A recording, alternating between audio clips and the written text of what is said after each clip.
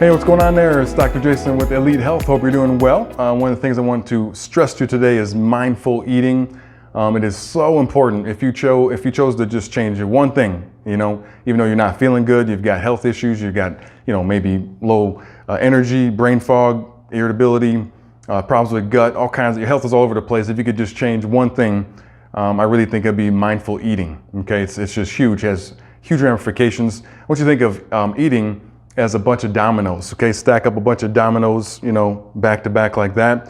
When that first one falls, the rest tend to fall in order, right? There could be adjustments and things to do with the rest of them, but it's that first one, those first couple, got to get those head in the right directions, right? They don't fall, the rest don't fall. That's exactly how digestion works. It's so important. So let's talk about it. So number one is you got to have calm. You got to have your vagus nerve sending signals to your organs, your digestive organs, that you're not running from a lion or tiger. Your boss isn't yelling at you. You don't have this bill to pay. I know that's reality. I get it, but you've got to somehow disconnect from that stress momentarily. So think about maybe doing a simple prayer before eating. Get your shoulders down out of your ears. A couple deep breaths. If nothing else, just sit there and just be for a minute. Just take a minute and just be. Okay? You've got to get yourself out of sympathetic mode. And most of us with chronic illness probably are in that a lot, right? We're worried about this symptom, that symptom. Man, I ate something, I don't know if I'm gonna feel so good. A lot of anxiety, a lot of worry goes with that. So we've gotta calm that down. It's not gonna help us at all with healing, okay?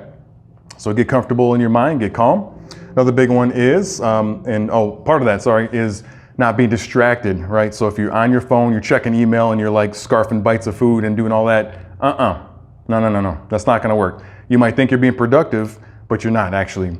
If you don't take a break to eat and let your mind chill and eat your food, after that, typically, let's say you're doing that at lunch, after that, the afternoon's appointment block for you or block of your day will be less productive. Even though you work through lunch, you're thinking you're more productive if you don't take a break. It's the opposite. If your brain isn't allowed to just chill for a little bit, your tasks actually completion rate goes down as far as how long they take. So you're actually costing yourself time, not adding time. It's a total myth that working through lunch helps you. It does not at all. It just makes your life miserable and your digestion is going to be terrible. Another big one is chewing your food adequately. You can only do that if you're mindful, right? You got to be present at the meal. Chew your food. The number that's been thrown around is around 30 times. I found I'd done this for years, and sure enough, about 30 times for things like meat and vegetables that take a little bit more to chew. It's about right. But because your food is what your food is, I don't know what you're eating. You just want to at least make sure it's liquid. So if it's something more carby, like rice or potato, obviously it's going to take less than that. You don't have to chew a potato 30 times because you're going to get real bored. Just make sure our food is liquid, really important. Another big one is don't drink, guzzle with your meals. Please don't do that. Please stop. I know you're busy. I know you probably forgot to drink water all morning and you're parched. Well, you should drink a bunch of water, wait a little while, then eat lunch, okay? So don't drink with meals. And I know a lot of us are just so used to that. We're guzzling it. Maybe when we were kids, we grew up with, gallons of milk with every meal. And our parents, bless their heart, they meant well, but drinking any liquid with their meal, not a good idea, especially dairy. Dairy is going to neutralize stomach acid, right?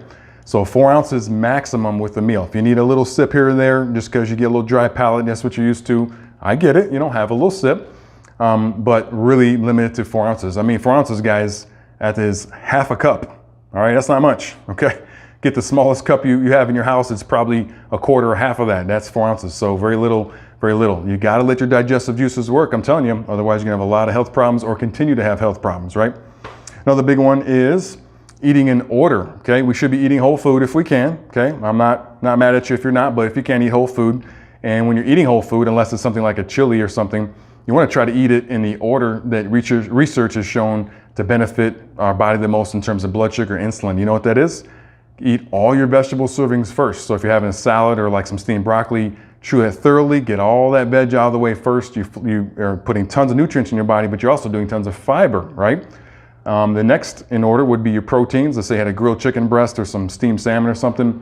Get that protein down next, okay, as number 2. Number 3, then we go with our fats. Oftentimes fats are built into the meal, but if you have a separate fat like an avocado or a handful of nuts or something, go ahead and get that in third, okay, really important. And then 4th would be your starches like your rice, potatoes, if you're having pasta. Please make it gluten-free, but if you're having it, whatever. And then the last would be your sugars. That'd be your fruits, or if you want to do some dessert, I do 80% cacao chocolate after every meal. That'd be great too. But that is a great way to be mindful about eating and also really help balance out that blood sugar, okay? Last thing is just to be mindful at the end of the meal.